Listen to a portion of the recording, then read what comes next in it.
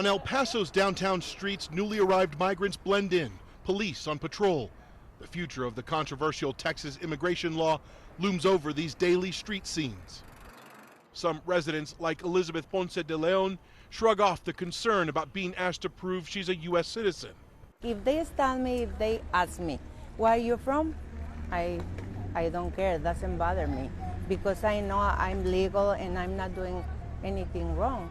I'm just on edge more.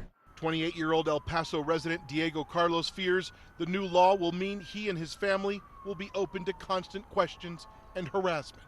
I'm like, all the time I'm like looking over my shoulder, but the DPS officers, those are the ones like, you know, my hair stands up on the back of my neck whenever I see those black and white trucks. The fate of the Texas immigration law known as Senate Bill 4 or SB 4 is being hashed out in federal court. During oral arguments in the Fifth Circuit Court of Appeals today, Texas officials argued the law should go into effect while the legal challenge plays out in federal court. Texas has decided that we are at the epicenter of this crisis. We are on the front line, and we are going to do something about it. This law would give local law enforcement officers the ability to arrest migrants suspected of entering Texas illegally and allow state judges to deport migrants to Mexico.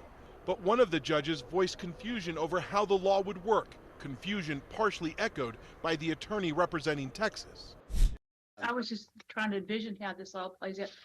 A couple other things, just because I'm not sure I understand the law totally. So what if someone enters in, let's say, from Mexico into Arizona and lives there for 5 years, then moves to Texas? Are they covered? I don't know the answer. That confusion and skepticism is a common theme expressed by law enforcement agencies across the state. The Laredo police chief says his officers will not focus on arresting undocumented migrants. It can be just by seeing somebody and the officer thinking that he's not from here and then asking for documents. It doesn't work like that.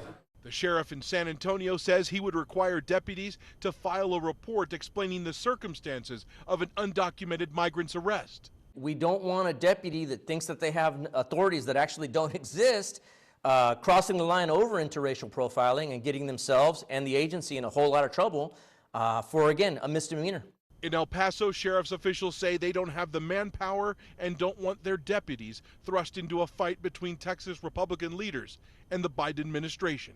This issue could quickly exhaust those resources for our community and cause extended response times, absences in patrol areas.